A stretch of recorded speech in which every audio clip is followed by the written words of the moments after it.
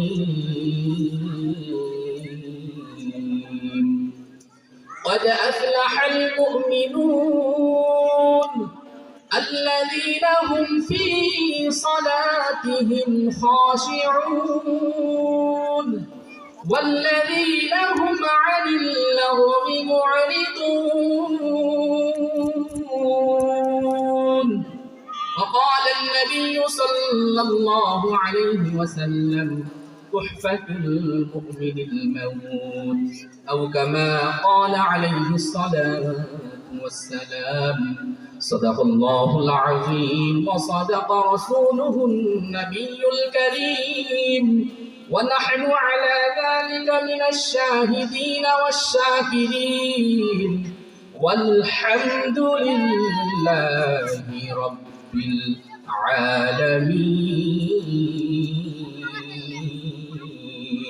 العالمين.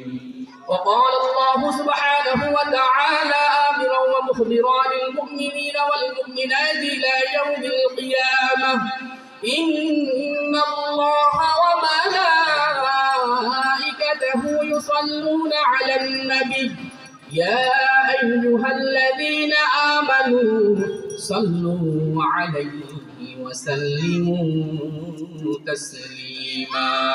اللهم صل على محمد وعلى آل محمد كما صليت على إبراهيم وعلى آل إبراهيم إنك حميد مجيد. اللهم بارك على محمد وعلى آل محمد كما باركت على إبراهيم وعلى آل إبراهيم إنك حميد مجيد. الصلاة والسلام عليك يا رسول الله الصلاة والسلام عليك يا حبيب الله الصلاة والسلام عليك يا شافع المذنبين الصلاة السلام عليك يا رحمة للعالمين. আলহামদুলিল্লাহ, সবাই বলি আলহামদুলিল্লাহ।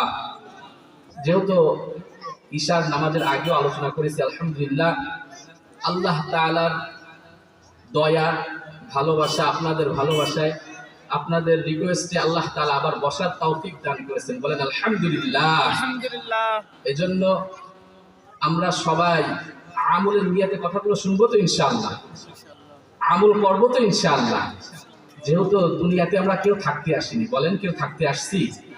সবার চলে যাইতে হবে, ঠিক কিনা কথা কম? আমরা কেউ থাকতে পারবো না। আসার সিরিয়াল আছে, যাওয়ার কোনো সিরিয়াল, যে কোনো সময় ডাক চলে আসতে পারে। আসতে পারে কি পারে না? ভালো মানুষ ঘর থেকে বের হইতেছে, মৃত অবস্থায় ঘরে ফিরতেছে, আছে কি নাই বলেন? আমরা এখানে আসছি, বাসায় যাইতে পারবো কিনা এ কোনো গ্যারান্টি আছে বলেন? এজন্য সব সময় আল্লাহ রাসূল সাল্লাল্লাহু আলাইহি ওয়াসাল্লাম বলেছেন মৃত্যুকে স্মরণ করবা। আকবিরু যিকরাহাদি মিন লাযাতিল মাউত। কেন মৃত্যুকে বেশি বেশি স্মরণ করবা? শোনো ও আল্লাহর বান্দা, আল্লাহর গোলাম, যদি কেউ মৃত্যুকে বেশি বেশি স্মরণ করে দুনিয়ার লোভ লালসা তার অন্তর থেকে বের হয়ে যাবে, ঠিক কিনা কথা কন? কেননা আমার জীবনটা যখন চলে যাবে, আমার ওই গাড়ি ওই বাড়ি, গাড়ি গাড়ির জায়গা, বাড়ি বাড়ির জায়গা, সব কিছু ধুইয়া ওই যে কাপড়ের কাপড়, সাদা কাপড়ের কাপড় শুধু লইয়া ওই যে কোনো বাসবাগানে গোরস্থানে আমাকে সবাই ফিরে চলে আসবে, ঠিক কিনা কথা কন? আমার সম্বল হলো শুধু আমল আর ওই সাদা সাদা কাপড়ের কাপড়টুকু, আর কিছুই সঙ্গে যাবে না। কেউ যদি এইভাবে চিন্তা করে যে আমি হারাম অর্জন কার জন্য করতেছি, ও আল্লাহর বান্দা, আল্লাহর গোলাম, যাদের জন্য আজকে হারাম অর্জন করে আপনি গাড়ি করতেছেন, বাড়ি করতেছেন, কাল কিয়ামতের ময়দানে তারা বলবে, আপনি যখন বলবেন ও সন্তান তোর জন্যই তো আমি গাড়িটা করে রেখে আসছিলাম, কিনে রেখে আসছিলাম, বাড়িটা করে রেখে আসছিলাম। আমি তো তোর জন্যই সব কিছু করছি, তোর জন্য চুরি করছি, তোর জন্য হারাম খাইছি, তোর জন্য ঘুষ খাইছি। আজকে তুই আমাকে একটু পার। আল্লাহ তাআলা বলেন, ইয়াউমা ইয়াফিরুল মারউ মিন আখিহি ওয়া উম্মিহি ওয়া আবিহি ওয়া সাহিবাতিহি ওয়া বানিহি। সেদিন ভাই ভাইকে চিনবে না, সন্তান পিতাকে চিনবে না, পিতা সন্তানকে চিনবে না, সাথী ভাই বন্ধু বান্ধব কেউ কাউকে সেদিন চিনবে না। সবাই বলবে আমি চিনি না। আজকে কাদের জন্য সব কিছু করে রেখে যাইতেছেন, কালকে আমাদের ময়দানে কেউ আপনাকে একটু সাহায্য করবে না, ঠিক কিনা কথা কন? ওই ভয়াবহ দিনে যদি আরশের নিচে ছায়া পেতে চান, আল্লাহর রাসূল সাল্লাল্লাহু আলাইহি ওয়াসাল্লাম বলেন, শাবুন নাশআ ফি ইবাদাতি রাব্বিহ, যার যৌবন কালটা শুরু হয়েছে আল্লাহর গোলামি দিয়ে, কাল কিয়ামতের ময়দানে আল্লাহ তাআলার ছায়া ছাড়ার কোনো ছায়া থাকবে না, আল্লাহর রহমতের ছায়া ছাড়ার কোনো ছায়া থাকবে না। এইজন্য যার যৌবন কালটা শুরু হয় আল্লাহর গোলামি দিয়ে, কাল কিয়ামতের ময়দানে আল্লাহ তাআলা তাকে আরশের নিচে ছায়া দেবে। বলেন না সুবহানাল্লাহ। যৌবন বয়সের ইবাদত বেশি আল্লাহর কাছে পছন্দনীয়, কেননা যৌবন বয়সে মানুষ বেশি গুনার দিকে ধাবিত হয়, ঠিক কিনা কথা কন? যখন মানুষ যৌবন থাকে, শক্তি থাকে, তখনই তো আল্লাহকে ভুলে যায়। যদি কোনো বান্দা অসুস্থ হয়ে পড়ে থাকে, ও যদি জানে আমার দুইটা কিডনি ড্যামেজ হয়ে গেছে, আমার দুইটা কিডনি ড্যামেজ, আমার ক্যান্সার হয়ে গেছে, ডাক্তার বলে দিয়েছে বেশি দিন আর বাঁচতে পারবা না, সেই মানুষটাকে যদি আপনি গুনার দিকে ডাকেন, ও জীবনেও কখনো গুনার দিকে যাবে না। যখন একটা মানুষ জানবে আমি পুরো সুস্থ, আমার গায়ে শক্তি আছে, তখন সে গুনার দিকে ধাবিত হয়। তাই তো আল্লাহর রাসূল সাল্লাল্লাহু আলাইহি ওয়াসাল্লাম বলেন, আল্লাহর কাছে সব থেকে দামি ইবাদত হলো যৌবনের ইবাদত। বলেন না সুবহানাল্লাহ। এজন্য আল্লাহর বান্দা, আল্লাহর গোলাম যারা যৌবনে গুনাহ করে ফেলছি, ভয় পাওয়ার কিছু নাই। আল্লাহ তাআলা বলেছেন, ইল্লা মান তাবা ওয়া আমানা ওয়া আমিলা আমালান সালিহান فأولئك يبدل الله سيئاتهم حسنات وكان الله غفورا رحيما। আল্লাহ পাক রব্বুল আলামিন বলেন, ইল্লা মান তাবা ওয়া আমানা ওয়া আমিলা আমালান সালিহা, যে ব্যক্তি ঈমান আনার পরে তাওবা করবে, ইল্লা মান তাবা ওয়া আমানা ওয়া আমিলা আমালান সালিহা, এরপরে ভালো কাজ করবে, গুনাহ হয়ে গেছে তওবা করে দেন, আল্লাহ তাআলা প্রত্যেকদিন আমাকে আপনাকে ডাকতে থাকে। যখন রাত যত গভীর হয়, দুনিয়ার সব মানুষের দরজা বন্ধ হয়ে যায়, আল্লাহর বান্দা, আল্লাহর গোলাম, কিন্তু আমার রবের দরজা তখন খুলে দেওয়া হয়। বলেন না সুবহানাল্লাহ। আমার রব ডাকতে থাকে, কার কি লাগবে আমার কাছে চাও। আলা মিন মুস্তাগফিরিনি ফাগফির লাহু, গুনাহ হয়ে গেছে, গুনাহ করতে করতে অন্তরটা কালো হয়ে গেছে, আমার কাছে মাপ চাওয়া বান্দা, কত গুনাহ করছিস, কত গুনাহ করছিস, আমি আল্লাহ তাআলা তোকে মাফ করে দেব। তাহাজ্জুদের ওয়াক্তে আল্লাহ তাআলা আমাকে আপনাকে ডাকতে থাকে, কার কত গুনাহ হইছে, কে কত গুনাহ করছে আমার কাছে বলো, তওবা করো, চোখের পানি ফেলাও। আল্লাহ তাআলার কাছে সব থেকে দামি হলো গুনাহগার বান্দা বান্দির চোখের পানি। বলেন না সুবহানাল্লাহ। কাল কিয়ামতের ময়দানে জাহান্নাম ধেয়ে আসতে থাকবে, কোনো কিছুই জাহান্নামকে ঠেকাইতে পারবে না। আল্লাহ তাআলা একটু পানি ছিটায় দিতে বলবে ফেরেশতাদেরকে, জাহান্নাম সঙ্গে সঙ্গে দূরে সরে যাবে। সবাই প্রশ্ন করবে, আল্লাহ এটা কিসের পানি? আল্লাহ তাআলা বলবে, তোমরা কি জানো এটা কিসের পানি? এক একজন এক এক কথা বলবে, কেউ বলে জমজমের পানি, কেউ বলে হাউজে কাউসারের পানি, এইভাবে সবাই বলতে থাকবে। আল্লাহ বলবে, না না না, এটা হলো আমার গুনাহগার বান্দা বান্দির চোখের পানি। বলেন না সুবহানাল্লাহ। ও আল্লাহর বান্দা, আল্লাহর গোলাম, গুনাহ হয়ে গেছে, আল্লাহর কাছে তাওবা করেন। এইখানে বসেও যদি কেউ তাওবা করে আল্লাহর কাছে মাপ চায়। হযরত মুসা আলাইহিস সালামের জামানার একটা ঘটনা আপনারা সবাই জানেন, তারপরেও বলি। মুসা আলাইহিস সালামের জামানায় ওয়ানা বৃষ্টির শিকার হয়েছিল, বৃষ্টি হয় না। আল্লাহ তাআলার কাছে মুসা আলাইহিস সালাম তার কওমকে নিয়ে আল্লাহর কাছে দোয়া করতেছে, ইয়া আল্লাহ বৃষ্টি দেন, বৃষ্টি দেন, অবস্থা খুব খারাপ, বৃষ্টি হয় না। মুসা আলাইহিস সালাম, মুসা কালিমুল্লাহ, আল্লাহর সঙ্গে কথা বলতো, সঙ্গে সঙ্গে এক পাহাড়ের উপরে যে বলছে, আল্লাহ আমি নবী হয়ে আমার কওমকে সাথে নিয়ে আপনার কাছে চাইতেছি, দোয়া করতেছি, আপনি কেন দেন না? আল্লাহ তাআলা বলেন, ওইখানে একজন আমার বান্দা আছে, ও কখনো আমার গোলামি করে না, শুধু নাফরমানি করে। ও যতক্ষণ না পর্যন্ত এখান থেকে না উঠবে আমি আল্লাহ তাআলা বৃষ্টি দেব না। আল্লাহু আকবার।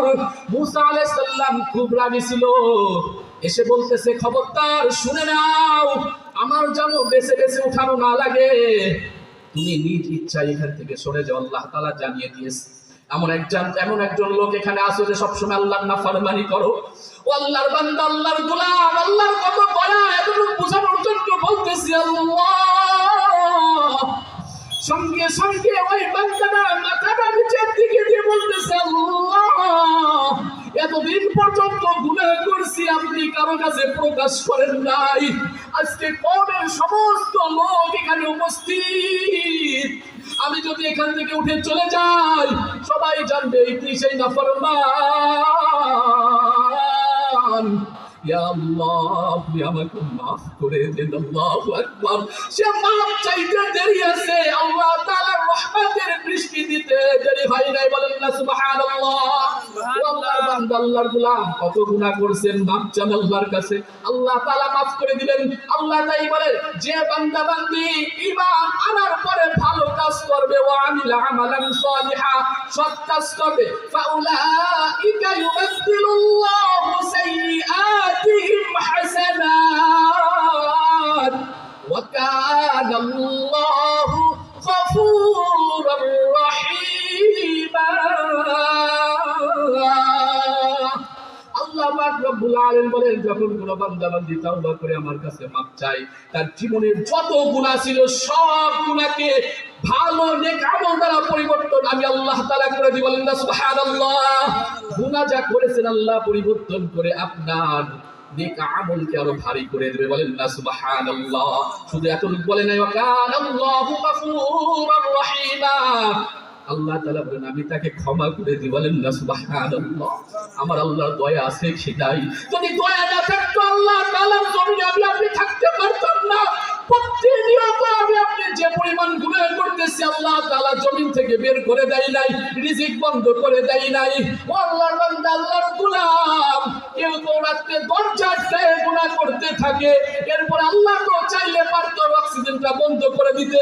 আল্লাহ তাআলার কত দয়া, কত মায়া, আল্লাহ তাআলা ওই দরজার ফাঁক দিয়ে জানলার ফুটো দিয়ে অক্সিজেন দিতেছে, এরপর আল্লাহ তাআলাকে জমিন থেকে সরায় দেয় নাই, আল্লাহ সুযোগ দিতেছে। ও আল্লাহর বান্দা, আল্লাহর গোলাম, সুযোগ পাইছি আর পাবো কিনা জানি না, আল্লাহর কাছে তওবা করার সুযোগ পাইছি, মৃত্যু কখন চলে আসবে কেউ জানি না। মুমিন না হয়ে কেউ মৃত্যুবরণ কইরো না, মুসলমান না হয়ে কেউ মইরো না। আজকে কথা দাও, বেশি বয়ান শোনা লাগে না, আল্লাহর কাছে তওবা করো। আজকে এই মাজলিস তাফসীরুল কোরআনের মাহফিল, যতক্ষণ পর্যন্ত কোরআনের কথা হবে শুনবা, আমলের নিয়তে শুনবা, ভালো কাজ করবা, কারণ আল্লাহ তাআলা পাঠাইছে আল্লাহর গোলামির জন্য, এখানে দুনিয়া কামানোর জন্য পাঠাই নাই। হ্যাঁ, যতটুকু প্রয়োজন আল্লাহ নিষেধ করে নাই। সাহাবা একরাম রাদিয়াল্লাহু তাআলা আনহুম আজমাইনরা যা ছিল তাও আল্লাহর রাস্তায় ব্যয় করে দিয়েছে। আবু বকর সিদ্দিক, উসমান গনি, যার নামের শেষে ধনী, সে আল্লাহর রাস্তায় সব কিছু দিয়ে দিয়েছে। বড়লোক হও কোনো সমস্যা নাই, কিন্তু টাকাটা যেন হালাল পন্থায় ঘরে আসে, আল্লাহর রাস্তায় ব্যয় করবা, পারবা তো ইনশাআল্লাহ। মুমিন না হয়ে মৃত্যুবরণ করবা না। যে আয়াত তেলাওয়াত করেছিলাম, আমার সময় শেষ। ক্বাদ আফলাহাল মুমিনুন, মুমিনরা সফল ঘোষণাকার। আল্লাহ তাআলা বলেন মুমিন বান্দা বান্দি সফল, কিন্তু কিছু করণীয় আছে। মুমিন তো এমনি এমনি হওয়া যায় না, ঠিক কিনা কথা কন? দুনিয়ার জমিনে ডাক্তার হইতে গেলে ডাক্তারি পড়া লাগে, ইঞ্জিনিয়ার হইতে গেলে পড়াশোনা করে ইঞ্জিনিয়ার হইতে হয়। এজন্য মুমিন হইতে হলেও ভালো কাজ করে তারপরে মুমিন হইতে হবে। ঠিক কিনা কথা বলেন? আল্লাহ তাআলা বলেন আল্লাযীনা হুম ফি সালাতিহিম খাশিউন। আল্লাহ পাক রব্বুল আলামিন বলেন মুমিন হওয়ার জন্য প্রথম শর্ত নামাজ সুন্দর করবা, খুশুর সাথে নামাজ আদায় করবা, পারবো তো ইনশাআল্লাহ। নামাজ যখন দাঁড়াবো নিয়াত করবো যে আল্লাহ তাআলা আমাকে দেখছে, আমি আল্লাহকে দেখছি। এইভাবে যদি কেউ নামাজ পড়তে পারো আল্লাহর বান্দা, আল্লাহর গোলাম, যতক্ষণ পর্যন্ত সুন্দরভাবে কেউ নামাজ আদায় করে আল্লাহ তাআলার কুদরতি চোখ দ্বারা তার দিকে আল্লাহ তাআলা তাকায় থাকে। বলেন না সুবহানাল্লাহ। যখন সে সিজদায় যে বলে সুবহান রাব্বিয়াল আ'লা, সুবহান রাব্বিয়াল আ'লা, সুবহান রাব্বিয়াল আ'লা, আল্লাহ তাআলা ফেরেশতাকে ডাক দেয়, ইয়া মালাইকা উনজুর ইলা হাযা শাব। ওই যুবক কি করে, কি বলে? বলে জাআলা আজলাহু ওয়া মা জাআলাহু লিআজলিক, সব কিছু বিসর্জন দিয়া আপনার কুদরতি কদমে মাথায় ঠেকাই আপনার পবিত্রতা ঘোষণা করতে। বলেন সুবহানাল্লাহ। আল্লাহ তাআলা বলেন ও আমার ফেরেশতা, আমার বান্দা আমাকে দেখে নাই, জান্নাত দেখে নাই, জাহান্নাম দেখে নাই। আমাকে না দেখে, জান্নাত না দেখে, জাহান্নাম না দেখে আমাকে ডাকতেছে, আমার পবিত্রতা ঘোষণা করতেছে। হাদিসের ভিতরে আসছে ইন্নী উবাহি বিকুমুল মালাইকা, আমাকে আপনাকে নিয়ে ফেরেশতাদের সামনে আল্লাহ তাআলা গর্ব করে। বলেন না সুবহানাল্লাহ।